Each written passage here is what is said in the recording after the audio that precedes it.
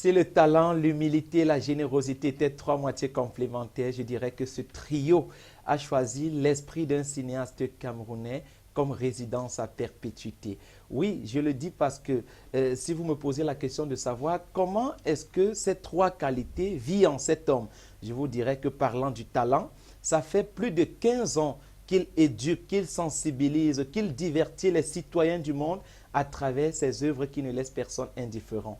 On peut citer le masochiste, le sardiniam, l'enfant maudit, foyer polygamique, ennemi intime, cercle vicieux, la belle-mère, Abiba, otage d'amour et que sais-je encore. Parlant de l'humilité, je vous dirais que c'est quelqu'un qui est ouvert, c'est quelqu'un qui écoute, c'est quelqu'un qui discute et il n'a pas de problème à valider votre point de vue si c'est le meilleur.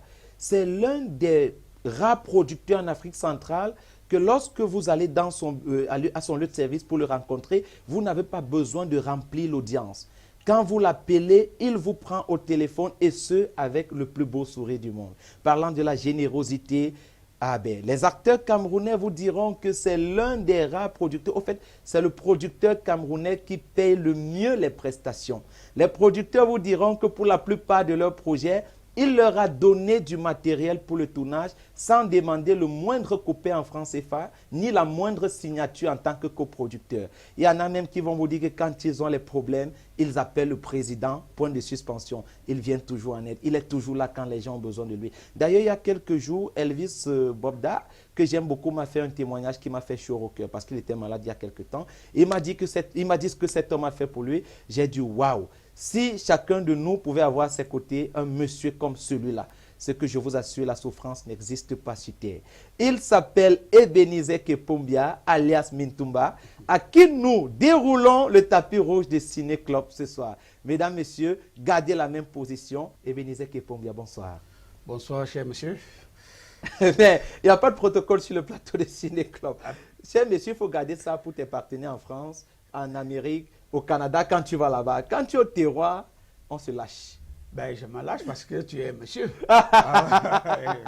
Écoutez, tu as du respect, tu suscites du respect, il faut te respecter. On respecte même les cadets, il ne faut pas seulement respecter les aînés. Donc, on doit respecter tout le monde. Je crois que c'est le début de la sagesse, le respect de son vis-à-vis. Waouh! Voilà. Vous allez retenir cette maxime et répétez-le chaque fois que vous marchez. Le respect de son vis-à-vis, c'est le début de la sagesse. Ouais, si vous voulez, mettez d'après Ebenezer Kepombia, on s'en fout. Alors, l'artiste, comment tu vas ce soir? Je vais bien. Alors, merci Mintumba d'avoir accepté notre invitation. Les chéris, permettez-moi de recevoir le plus grand consultant du 237 en questions cinématographiques. C'est un autre mignon de tous les mignons. Voici un mignon d'Undé, voilà un mignon des Bamboutos. Elvis Noulem, le chouchou de tous les nanas, le jeune fils de Bamendina. Comment tu vas, mon frère? Bonsoir. Bonsoir, Rosti. Bonsoir, Ebenezer. Vraiment, c'est un plaisir de l'avoir sur le plateau. Ouais. C'est vrai qu'on se côtoie dans le milieu professionnel, mais on n'a pas encore eu la chance tous les deux d'être sur le même plateau. Et du coup, je suis très content de l'avoir. Et bonsoir à tous les téléspectateurs, surtout les plus fidèles de l'émission Ciné Club. Ah, super. J'ai dit aux téléspectateurs, au fait, j'ai promis aux téléspectateurs qu'avec Elvis Noulem et Ebenezer Kepombia sur le plateau, on va vivre la meilleure édition de Ciné Club. Je commence directement par vous, Ebenezer Kepombia. Nombreuses sont, on va commencer comme ça, bim, je vous pose la question là, rapidement. Nombreuses sont des personnes et surtout des cinéastes qui disent que le cinéma camerounais ne nourrit pas encore son nom. Pourtant, vous avez de belles voitures, vous avez de belles maisons, vous faites des productions à hauteur de plusieurs millions. Vous avez des employés qui sont permanents, vous leur payez leur salaire tous les fins de mois. Dites-nous, est-ce que c'est le cinéma qui vous donne toutes ces richesses? Le cinéma nourrit son homme, même sa femme et ses enfants. Mais ceux qui disent que le cinéma ne nourrit pas son homme... Le cinéma est d'abord un art et ensuite c'est une industrie. Et il faut savoir manager les deux. C'est le gros problème qu'ont beaucoup de cinéastes au Cameroun. C'est que malheureusement, on n'a pas de producteurs indépendants. les réalisateurs, à 99,99%, les réalisateurs sont en même temps producteurs. Et c'est là où il y a un problème. C'est que les réalisateurs font passer plus leur casquette de réalisateur sur des projets. Et la casquette du producteur est un peu mise de côté. C'est deux personnes, deux personnalités importantes dans dans un projet. Pour un projet, il faut un réalisateur, des acteurs, des techniciens, il faut un producteur. Le réalisateur, lui, travaille avec passion et le producteur travaille avec calcul. Donc, les gens font des productions sans business plan. Ils se lancent juste parce qu'ils ont trouvé un peu d'argent pour pouvoir réaliser ce qu'ils ont écrit ou bien pour pouvoir produire une œuvre. On ne sait pas dès le début de la production où est-ce que l'œuvre va aller, qu'est-ce qu'on va en faire, qui va consommer, qui va l'utiliser, ainsi de suite. Vous avez dit que c'était mon cas particulier. C'est juste que dès le début, j'ai cru en mes rêves et j'ai mouillé le maillot. C'est-à-dire que à mes débuts, j'étais enseignant, j'avais mon salaire d'enseignant et je faisais des productions juste pour me distraire. Et à un moment donné, on était devenu populaire. Canada a fait de nous, à l'époque, des employés. Nous, on était des employés. Et bon, la chance que j'ai peut-être, c'est que je suis éveillé. Je suis un peu cultivé parce que je lis beaucoup. Et je suis allé à l'école. Je n'ai pas fait de très longues études, mais je ne suis pas un fainéant. Voilà. À un moment donné, je me suis dit, la télé n'a pas suffisamment de moyens pour nous produire. Il faut rêver grand. Il fallait avoir les moyens pour s'autoproduire. Et la petite anecdote, c'est que je suis allé voir M. Tchatchoue à l'époque pour lui dire, papa, est-ce que tu peux nous permettre, quand tu as déjà diffusé les films à la télé, tu peux nous permettre de les mettre en DVD et vente? Il m'a dit, ben, dès que j'ai diffusé là, ça ne me sert plus à rien. C'était le début. C'était le début. Et j'ai fabriqué des DVD, j'ai regroupé tous les acteurs qui travaillaient avec moi à l'époque. Je leur ai dit, nous allons vendre les DVD et les bénéfices, on va se les partager. On a mis des DVD dans quelques points de vente, mais ça ne marchait pas. Oui. À un moment donné, j'ai dit que nous allons nous-mêmes vendre les DVD. Oui. Bah, ça a paru à certains bizarre. Et on dit que non, on ne peut pas nous regarder à la télé et on va vendre les DVD. Oui. Ok, certains ont compris. Oui. On s'est lancé, mais à un moment donné, on s'est rendu compte que d'autres ne le vendaient pas. Et j'ai décidé que chacun, je dois fabriquer les DVD, chacun doit pouvoir prendre, les vendre. Et s'ils vendent deux, les bénéfices, ça le regarde. S'ils vendent trois, il jouit de ces bénéfices. C'est comme ça que je me suis mis à visiter le Cameroun. La vente des DVD m'a permis de visiter le Cameroun. J'ai fait tous les marchés du Cameroun. Je me mettais moi-même. Mitumba, à l'époque, c'était foyer polygamique. Oui. On était très populaires. Tout le monde voulait me toucher. Mais c'est en ce moment-là que j'étais sous la pluie, sous le soleil, dans les marchés pour vendre les DVD. J'ai fait tous les bureaux du Cameroun. Je quittais de Douala, je me retrouvais à N'Djamena. C'est-à-dire que Douala, je vais à Yaoundé, je vends les DVD. Après, je prends le train. Ça me laisse en Gaoundéré, je vends les DVD. Je vais à Garoua de Garoua, à Maroua de Maroua, Kousseri de Kousseri, à N'Djamena pour vendre les DVD. Après, quand je vais dans le Grand Ouest, j'ai fait tous les départements, tous les arrondissements du Cameroun pour vendre les DVD. Les gens se sont moqués de moi. Qu'une star ne doit pas faire de pareilles choses. Mais en 3 ans, ça m'a donné beaucoup de millions.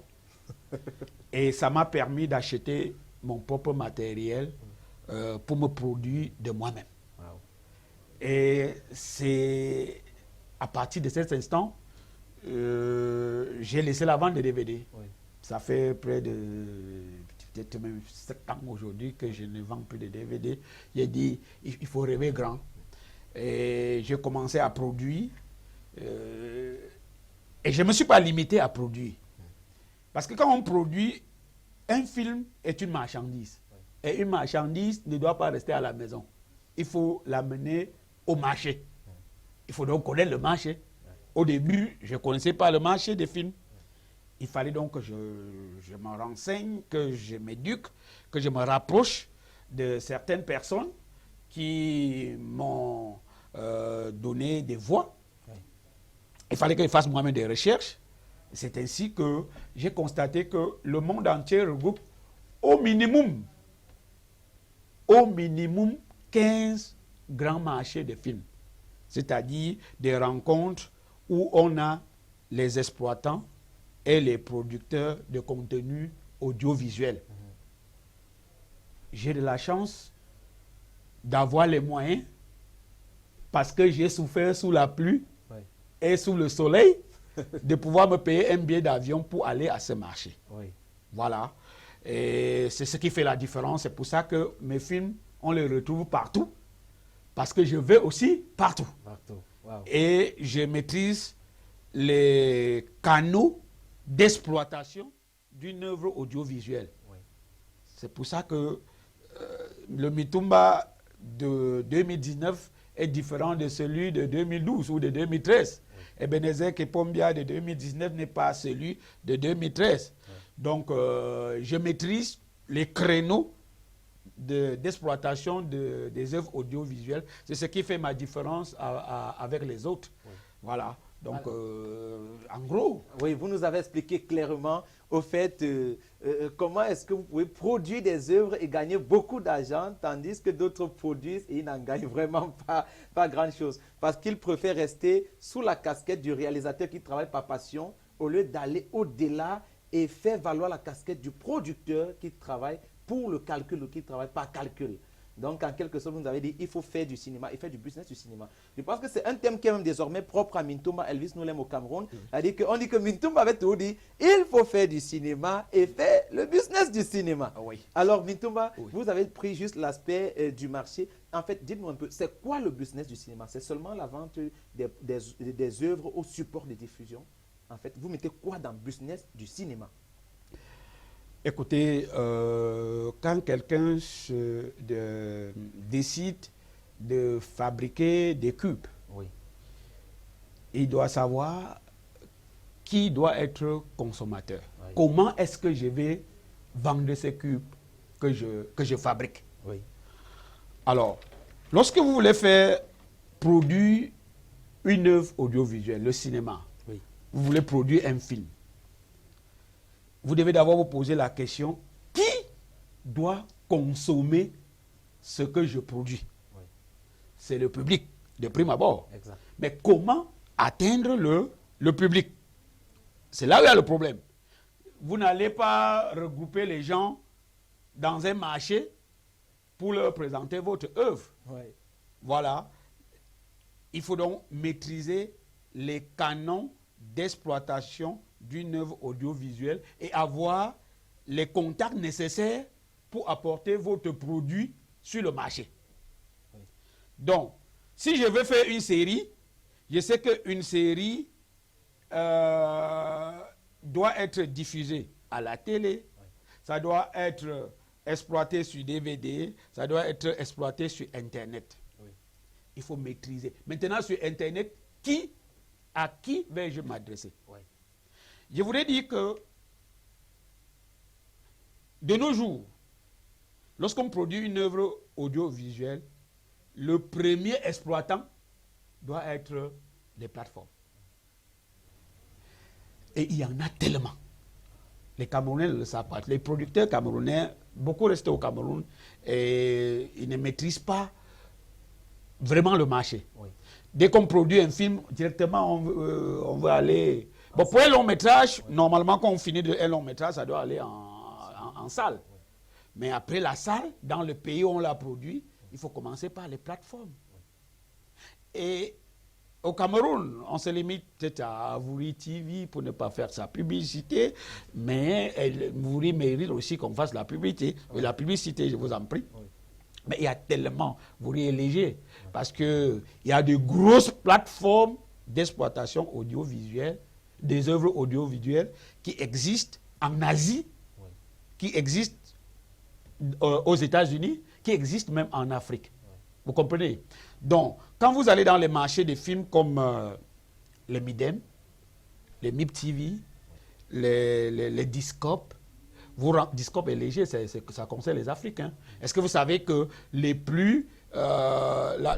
gens pensent plus à Netflix oui. quand on parle des plateformes. Exact. Après Netflix est certes très grand, mais Netflix est léger. Ah bon? Oui, le Netflix, ouais. Il y a des plateformes en Asie, les Vuklit, qui sont plus puissantes. Mais est-ce que c'est facile d'accéder à ces plateformes? Pourquoi c'est compliqué, il faut aller vers eux.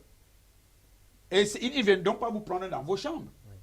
Il faut aller au marché du film. Oui. Je vous ai dit qu'il y a des marchés à Cannes. Oui. 2 fois par an, il y a il y a 2 marchés de films qui se tiennent par an à Cannes. Oui. Il y a le Midem en octobre, il y a le MIP TV en avril. Il faut payer. Oui. C'est juste que le producteur, dès qu'il a fini de fabriquer ses PND, de produire un film, oui. il pense que c'est tout. Que les gens vont l'appeler pour dire apporte-moi ton film là. Non.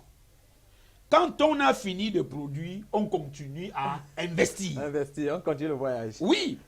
Je vous en prie. L'inscription seule oui. au MIP TV, c'est 1 200 000. L'inscription. Wow.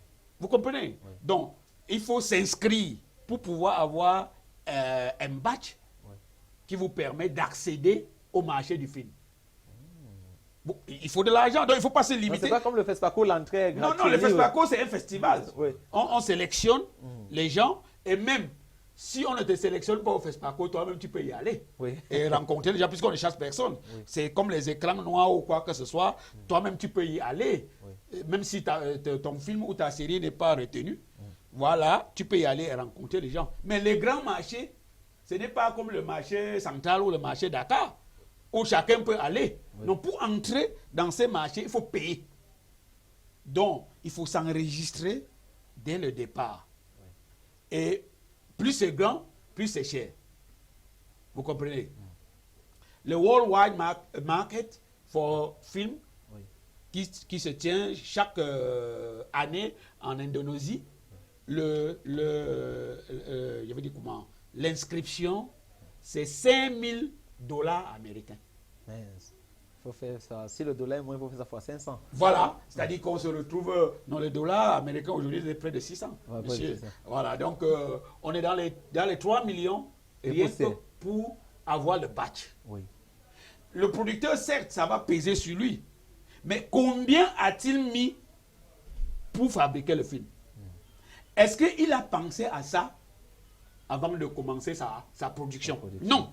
C'est-à-dire, lui, dans sa tête, il a juste dit, j'ai une œuvre à produire, il me faut les acteurs, il me faut les réalisateurs, et après j'ai l'œuvre.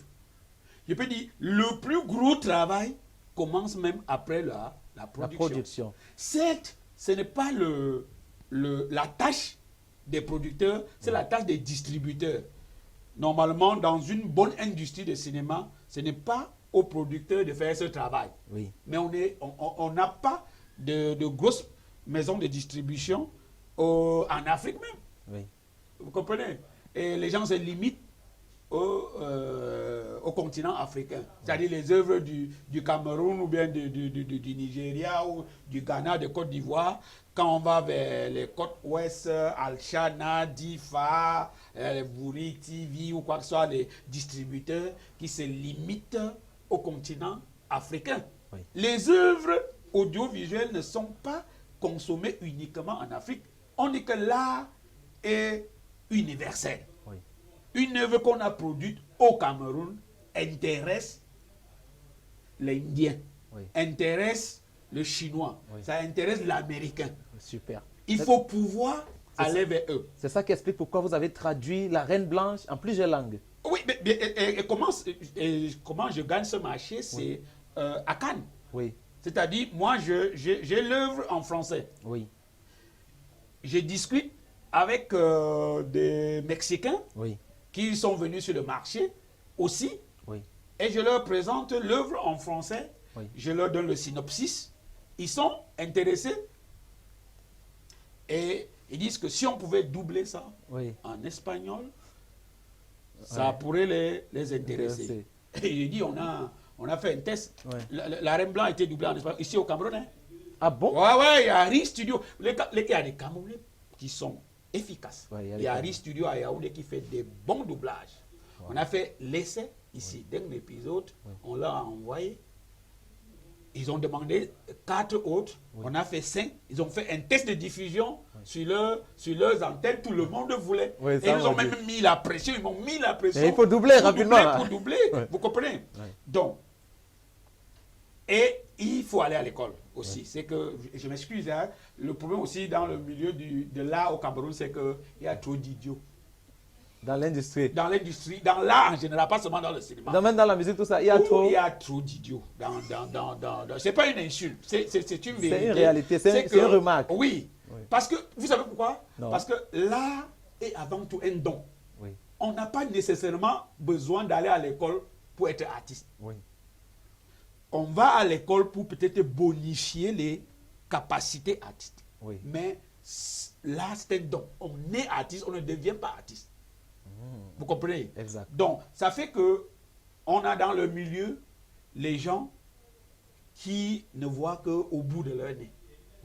Parce qu'ils n'ont pas suffisamment de matière grise Oui, pour pouvoir voir au-delà. pour voir au-delà. Oui. Vous comprenez? Exact. Je vais vous dire, par exemple, dans les marchés internationaux, on ne parle pas de français. Il faut s'exprimer en anglais. Ah, waouh. Donc déjà, pour y aller, il faut se mettre... Oui, pour y aller, même pour s'inscrire, oui. tout c'est en anglais. Donc quand vous allez sur ce marché, vous discutez avec les partenaires exclusivement en anglais. C'est dans des rares cas que vous tombez sur un francophone, dans les échanges comme ça, tu dis, je viens du Cameroun. Elle dit, ben, au Cameroun, on parle français. Non, il dit, oui, je suis francophone. Ah, il dit que oui, moi, je parle du français. Vous échangez à cet instant en français. Mais à 99%, on s'exprime d'abord en anglais. Donc, la première réaction, quand tu rencontres quelqu'un, c'est de lui dire good morning, c'est lui parler en anglais. Oui, oui. Vous échangez en anglais. Les Mexicains, on a échangé en anglais. Les Indiens et tout. J'ai dit, mais mes films sont aussi exploités sur d'autres plateformes qui n'ont rien à voir avec l'Afrique. Comment ça? Mais écoutez, je vous dis qu'il y a des plateformes qui sont basées en Asie. Oui. Et qui certes exploitent plus des œuvres en anglais, en arabe, et tout ça, mais qui de plus en plus s'investissent dans des produits en anglais, je veux dire en français. Oui. Et ils vont vous demander, dans le pire des cas, de les sous-titrer. Oui. Même si vous l'avez fait en français, vous faites un subtitle, comme ils le disent, on sous-titre en anglais. Oui. Et ça... Je suis d'accord parce que dernièrement, je regardais quelques statistiques avec Yolande Bodium qui a lancé une chaîne de télévision en ligne, la première chaîne de télévision en ligne au Cameroun, Son TV. Et Mintumba, rassure-toi, l'Asie regarde le Cameroun. On s'est rendu compte que 65% des personnes qui ont téléchargé l'application sont des Asiatiques. Voilà. 30% au Cameroun, 3% en France et tout. Ça veut dire que voilà un marché qu'on peut exploiter et Mintumba le fait très bien. Maintenant, à la maison, ils vont se dire, Mintumba le fait aujourd'hui parce que il a mouillé le maillot, il a vendu les CD, il a eu quelques millions, il a multiplié ses millions. Aujourd'hui, il a beaucoup d'argent. Il peut aller vendre ses œuvres même au paradis. Mais nous qui avons seulement... Non, je ne peux pas encore arriver au paradis. Bon, maintenant, ceux qui ont 2 millions, 3 millions, est-ce qu'ils peuvent rencontrer, parce que je rappelle que Mintumba Ebenezer Kepombia est le patron de la structure Chambeni Entertainment. Est-ce qu'ils peuvent donc rencontrer Chambeni Entertainment pour une coproduction afin que le peu d'argent qu'ils ont, ils donnent à Chambeni Entertainment complète pour faire la production et le business après. Mais écoutez, je suis ouvert à ça. Je suis d'ailleurs ouvert à expliquer aux producteurs comment exploiter leur œuvre. Oui. Vous comprenez? Oui. Ceux qui viennent vers moi savent que je ne garde pas pour moi les informations. Oui. Si j'ai une piste qui peut aider quelqu'un, Oui. je la lui montre. Oui. Donc, les coproductions, les conseils, Oui. je les donne. Oui. Pour les coproductions, si je vois que quelqu'un a un projet porteur, Oui. et que je vois que j'ai des moyens pour pouvoir m'y lancer, Oui. et que puisque en tant que producteur, je dois avoir un business plan Exactement. de l'œuvre qu'on me présente, comment est-ce que je vais l'exploiter. Exact. Il faut avoir une vision. Si Oui, l'œuvre est nulle. j'ai de la chance Oui. d'avoir déjà les rapports avec plusieurs diffuseurs. Oui. C'est-à-dire qu'à moi, avant de produire une œuvre, je fais déjà un test Oui. vis-à-vis des potentiels diffuseurs. Il dit, voici une œuvre que je vais produire, ça parle des albinos. Oui. C'est pour te lancer. Hein. Comme tu le fais très souvent. Voilà. Et je leur en parle a priori. Exact. Et ils te font un feedback. Ils me font un retour. Oui. C'est-à-dire que si le retour est bon, c'est déjà... Mais c'est ça qui peut expliquer pourquoi tu vends toujours tes œuvres, parce qu'il y en a qui produisent et ils partent sur le marché, ils ne vendent pas. On Oui. ne prend pas, on n'achète pas, ils rentrent mettre dans les tiroirs. Écoutez, et par moment, les gens disent, restent au quartier, disent que telle œuvre est techniquement et artistiquement meilleure ou bien mieux que telle autre. Oui. Mais pourtant, c'est celle-là qui se balade partout, qui est vendue. Oui. Les gens doivent aussi savoir la ligne éditoriale des télévisions. Ah, d'accord. C'est-à-dire que les télévisions n'ont pas la même ligne éditoriale. Non. Et ils achètent Vous voulez elles produire- achètent en fonction de leur ligne éditoriale. Vous voulez produire une œuvre Oui. et vendre à TV5, par exemple. Mais si vous ne connaissez pas comment fonctionne TV5, vous allez beau faire une œuvre techniquement et artistiquement bien, Oui. sauf que le thème que vous avez développé Oui. n'est pas dans leur ligne. Éditoriale. Voilà. Et du coup, Et du coup, ça ne passe pas. ça ne passe pas. Vous D'accord. comprenez? D'accord. Donc, il faut tenir compte de ça Oui. et se renseigner. Donc, aller vers eux. Quand les gens vont dans les festivals, c'est pour rencontrer, avoir des contacts des télévisions. Ce n'est pas toujours pour aller. On vend très rarement les films au festival. C'est pour avoir des contacts. Mais est-ce qu'ils sont aussi ouverts? Mais ils sont très ouverts. D'accord. Mais je vous promets, Mintouma, on parlera de la vente des œuvres au support de diffusion. Avant de finir la première partie, parlons d'abord des sorties officielles en salle, parce qu'au Cameroun, c'est ça qui fait un tout petit peu les choux gras de la presse en ce moment. Sur presque toutes les chaînes de télévision, vous voyez, sortie officielle de la princesse du Onkam, sortie officielle de Moussima, sortie officielle du Deal. Est-ce que vous pensez que les sorties officielles correspondent à une belle stratégie commerciale? Est-ce que pour vous, c'est une bonne stratégie commerciale, les sorties officielles? Mais bien sûr. D'accord. Ben, quand on produit un film, un long métrage, Oui.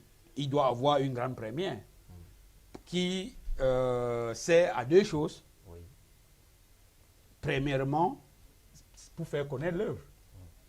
Pour que les gens sachent qu'il y a eu une production.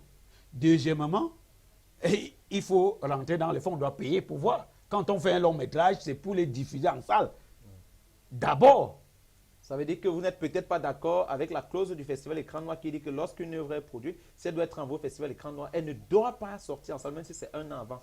Et pour qu'ils payent à combien? C'est le business. Les gens, on ne fait pas du cinéma pour parcourir les festivals. Oui.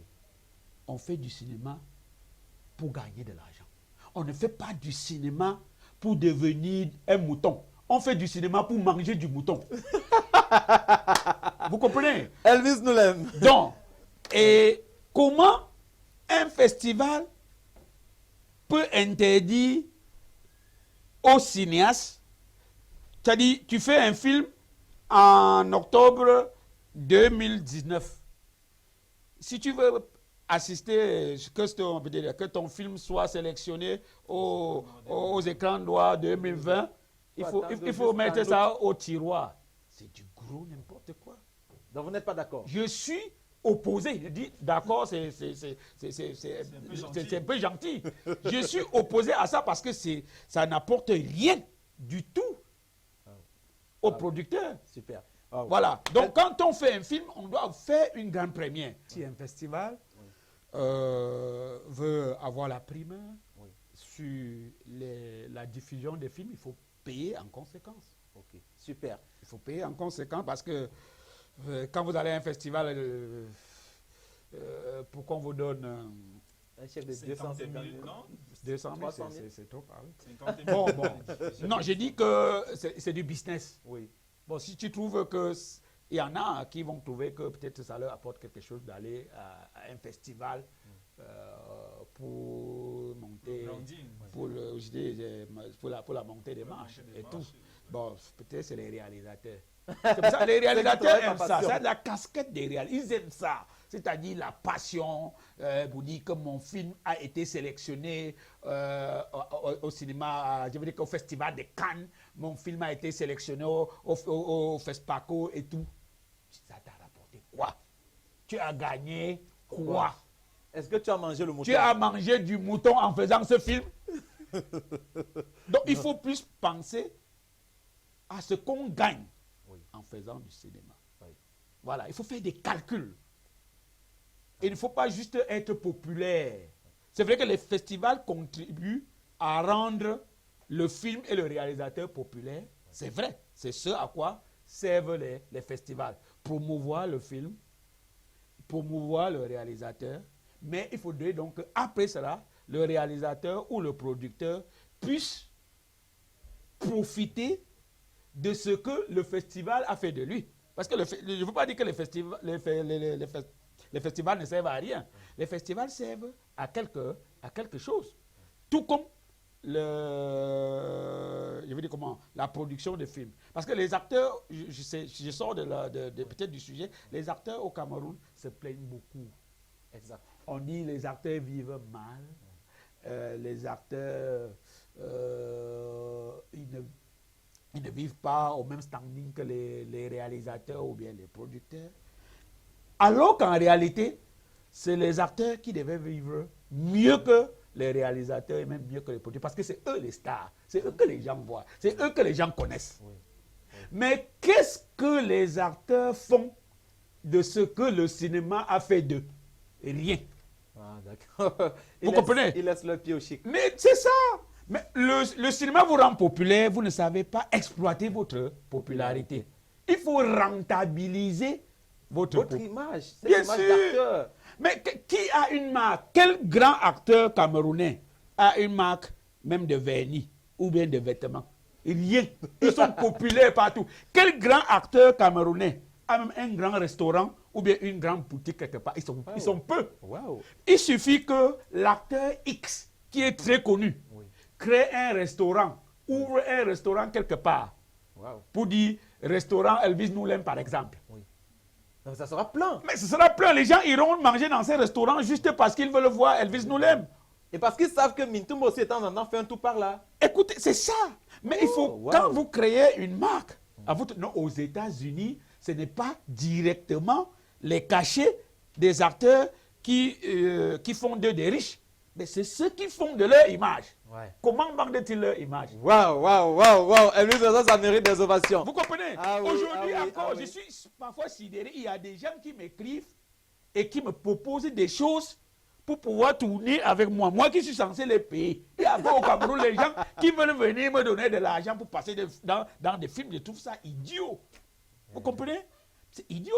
C'est une industrie. Vous devez travailler quelque part, on doit vous payer. Exact. Et quand on vous paye,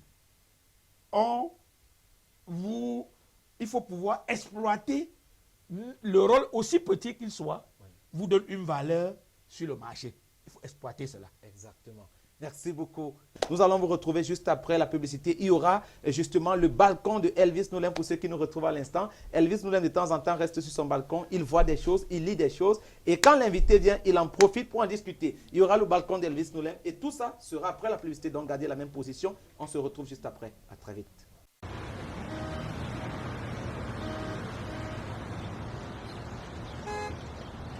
Chauffeur, laisse-moi en bopi.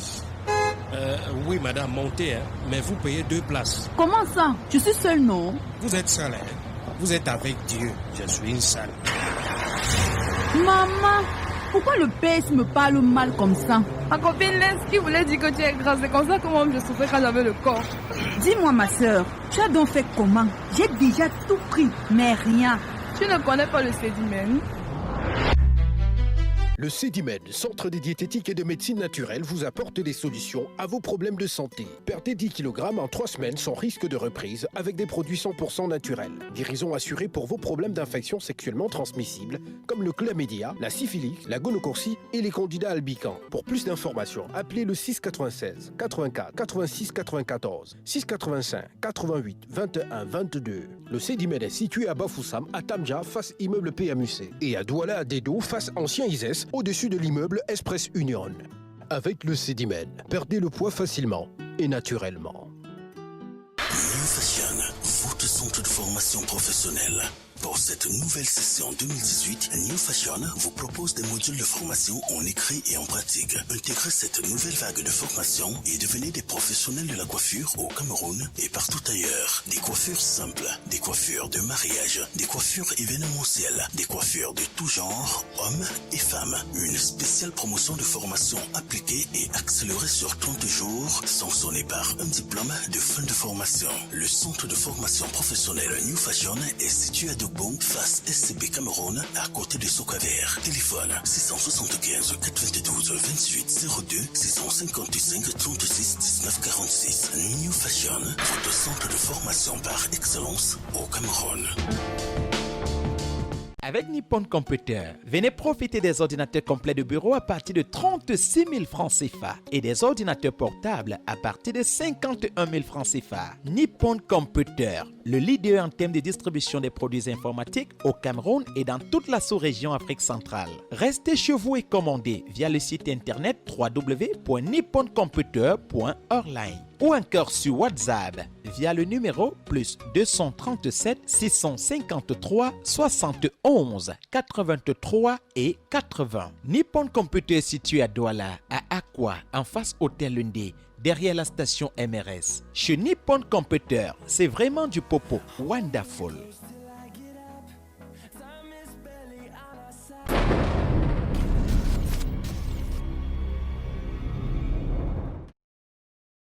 De retour sur le plateau de Ciné Club, les chéris, nous sommes toujours avec Ebenezer Kepombi alias Mintumba. Nous sommes avec Elvis Noulem qui va prendre la main dans quelques secondes pour la rubrique Le Balcon de Noulem. Je vous l'ai dit tout à l'heure, c'est une rubrique qui entre nouvellement dans cette émission. C'est quoi ça? C'est la deuxième édition de cette rubrique.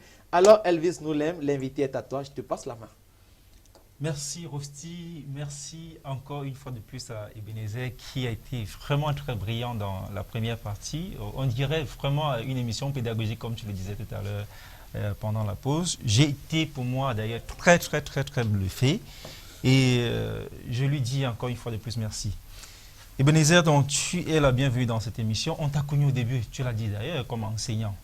Et tu es passé de l'enseignement à aujourd'hui l'un des grands producteurs, pour ne pas dire le plus grand producteur du cinéma au Cameroun et voire en Afrique.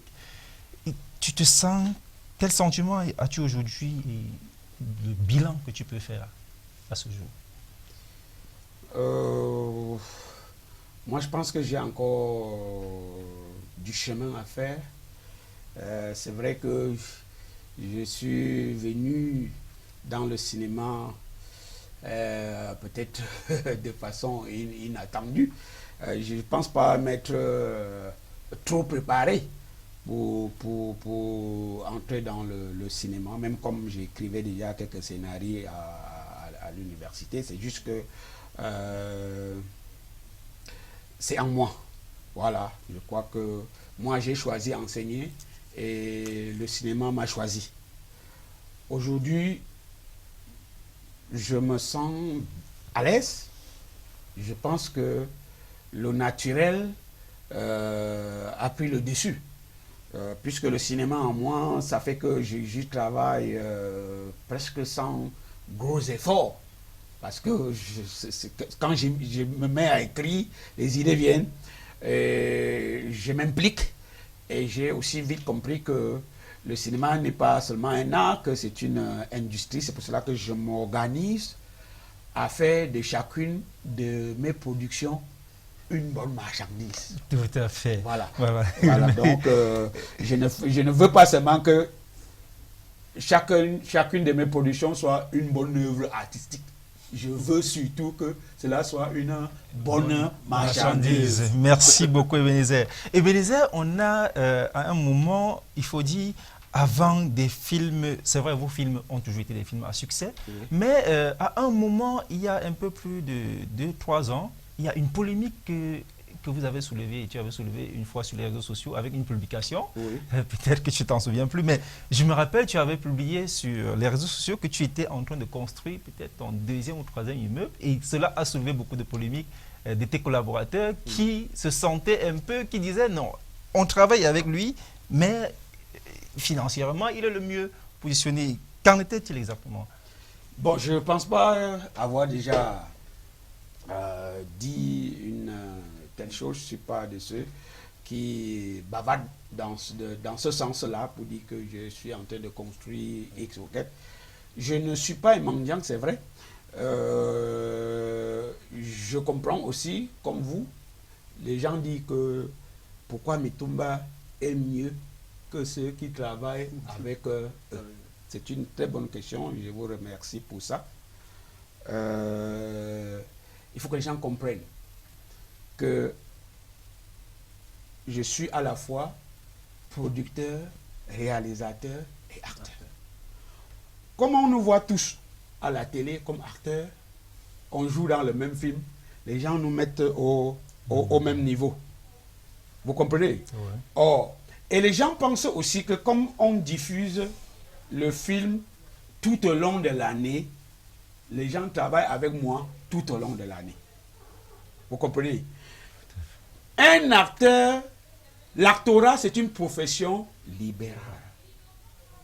Donc, je te recrute sur mon projet pour travailler pour 1 mois et je te paye pour le travail que tu effectues. Après, tu vas ailleurs.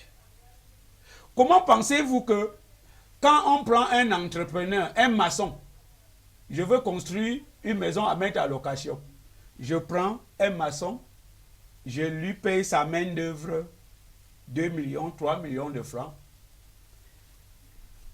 il me construit un immeuble ou bien une mini-cité. Donc je dois en bénéficier tout le long de ma vie.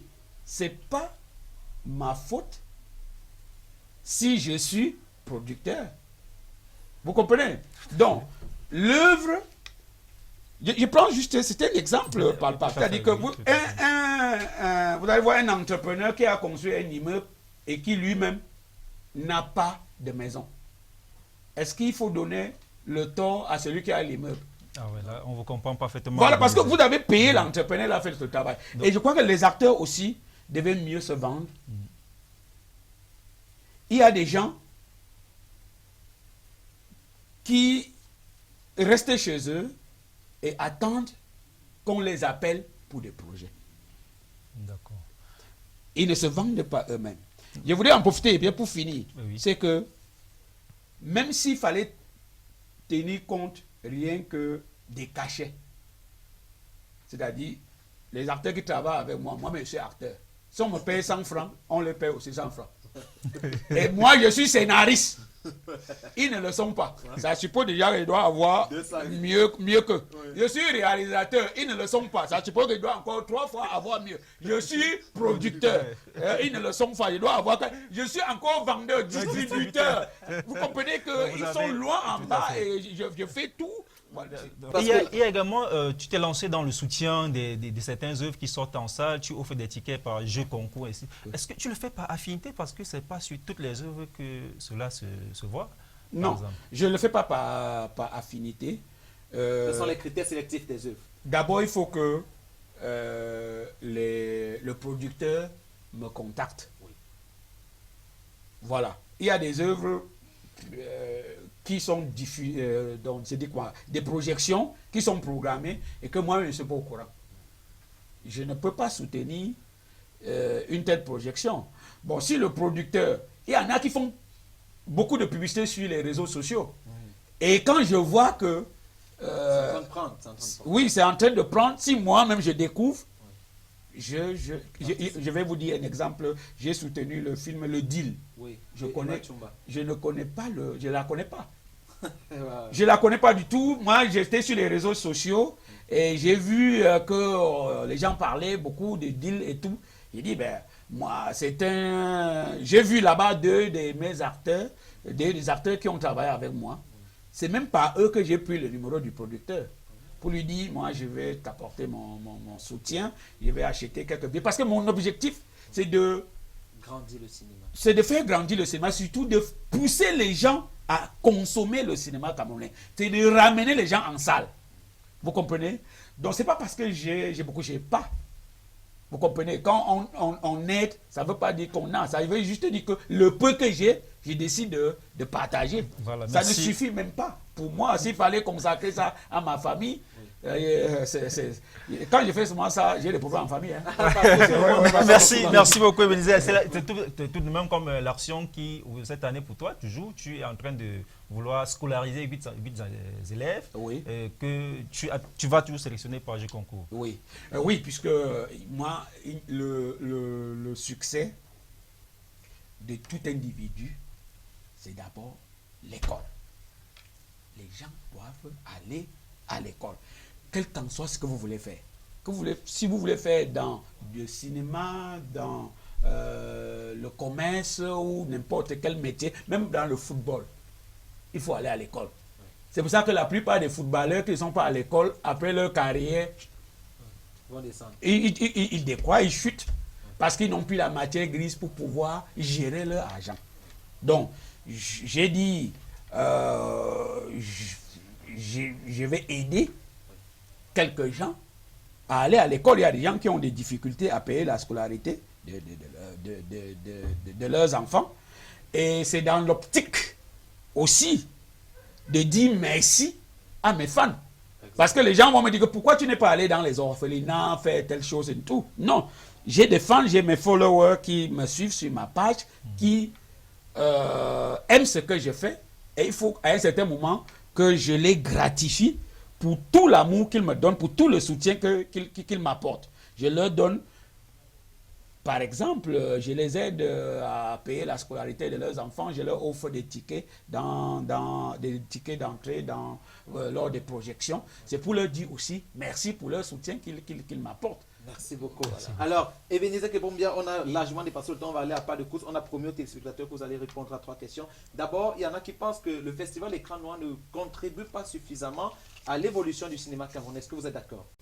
Je n'ai pas trop étudié les écrans noirs parce que je ne participe pas trop à ce festival. Je ne sais pas ce que deviennent les écrans noirs. Non, je veux dire quoi, les lauréats, les lauriers, tous ceux qui gagnent quelque chose aux écrans noirs, les films qui sont sélectionnés et qui sont primés.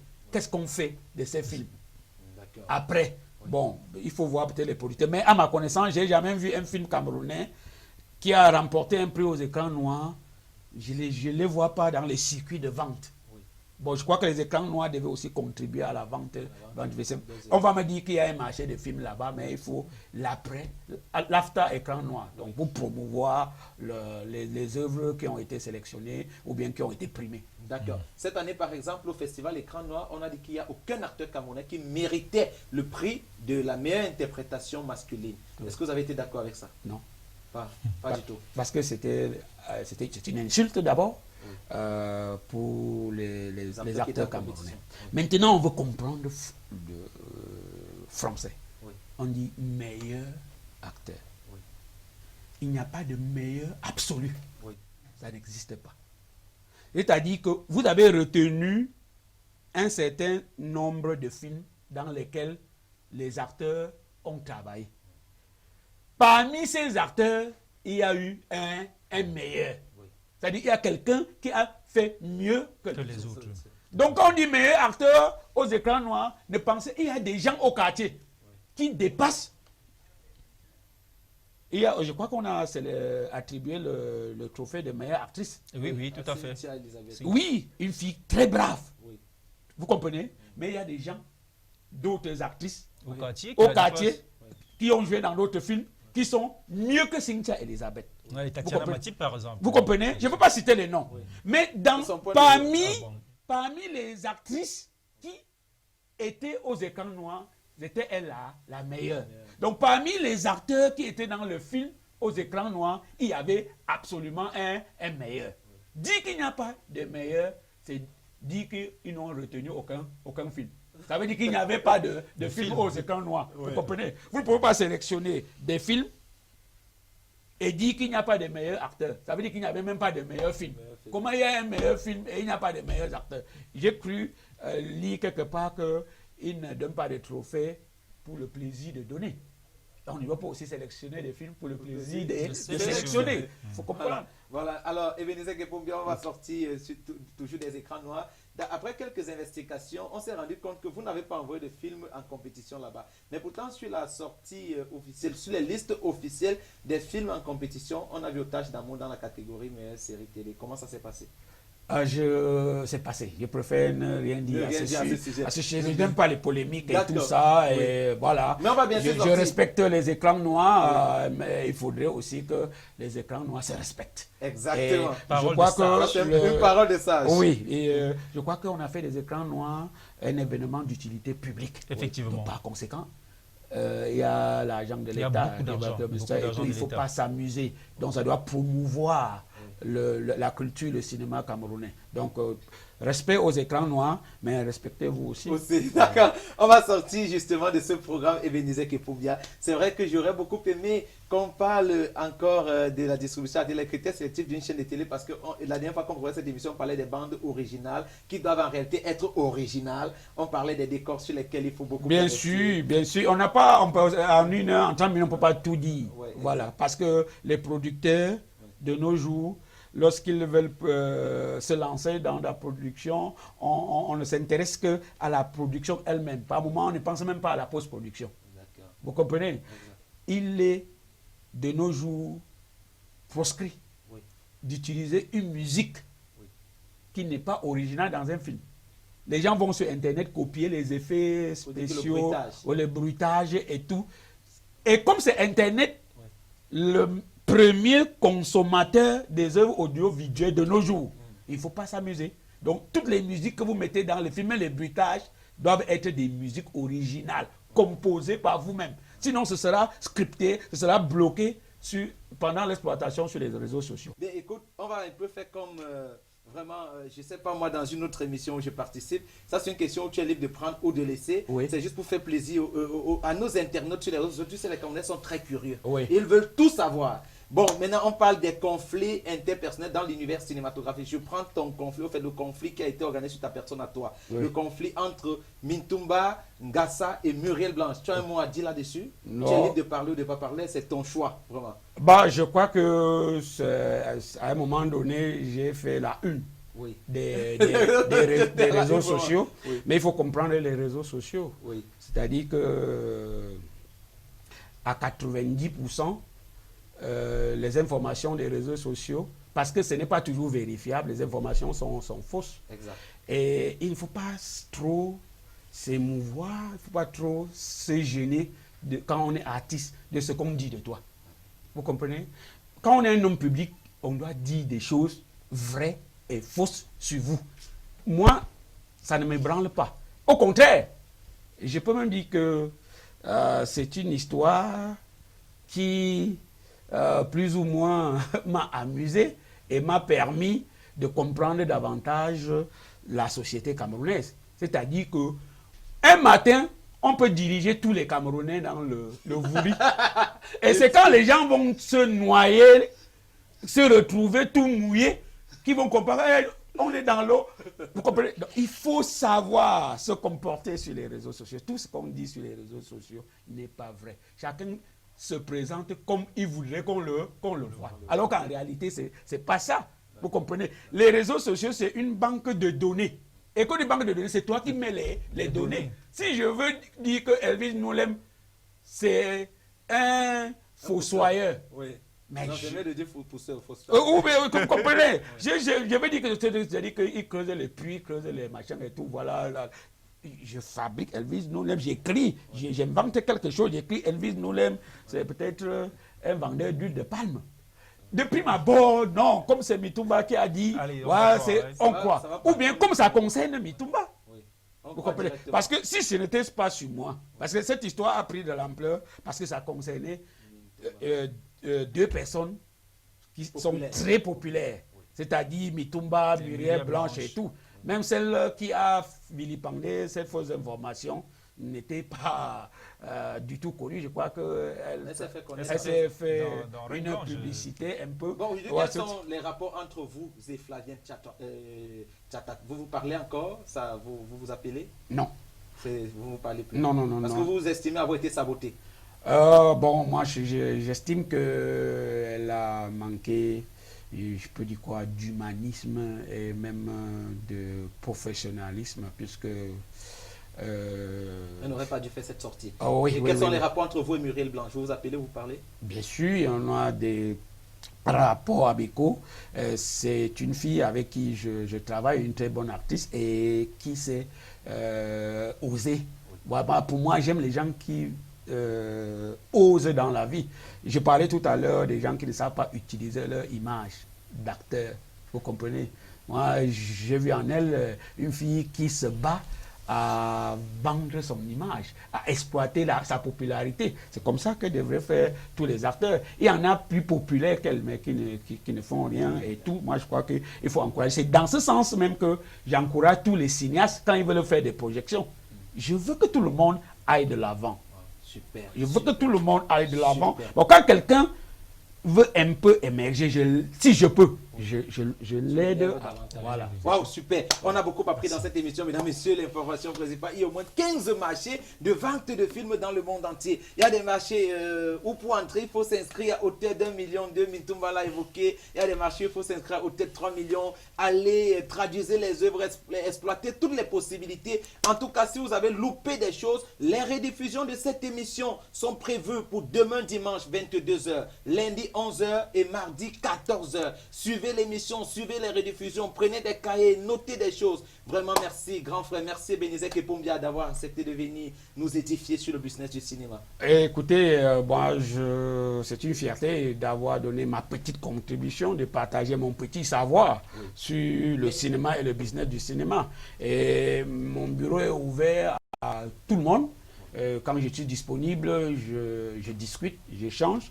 Et voilà, mais pour ceux qui ne le savent pas, mon bureau est à Bonamoussadi, à côté de l'école publique Bonamoussadi. Je reçois, quand je suis libre, je reçois. Super, Chambeni Entertainment, les chéris, je peux vous rassurer, chez Mintumba, vous n'avez pas besoin de remplir l'audience, non. Si vous arrivez là avec quelqu'un, vous attendez au secrétariat, après vous prenez, discuter avec vous, c'est comme ça. Mais venez avec des projets sérieux, ne pas dire que tout le monde ira. Oui, parce que les gens se tapent le matin, tout le monde, quelqu'un dit que non, j'ai un film là. Ouais, montre-moi le script, il dit que c'est dans la tête. Il n'a pas fait ça. Elvis Noulem, on va partir. Merci beaucoup d'avoir participé. Alors, Rosti, tu vas pas quand même me dire merci. Je suis trop content d'avoir appris de ce grand homme aujourd'hui, encore une fois de plus, à qui je dis merci. Merci encore. En plus déjà d'être un grand professionnel du cinéma, c'est un grand ami à moi aussi. Et c'est quelqu'un d'assez ouvert, comme vous l'avez dû constater ici. Merci encore à toi, Ebenezer. Merci aussi. Et merci au public qui nous regarde.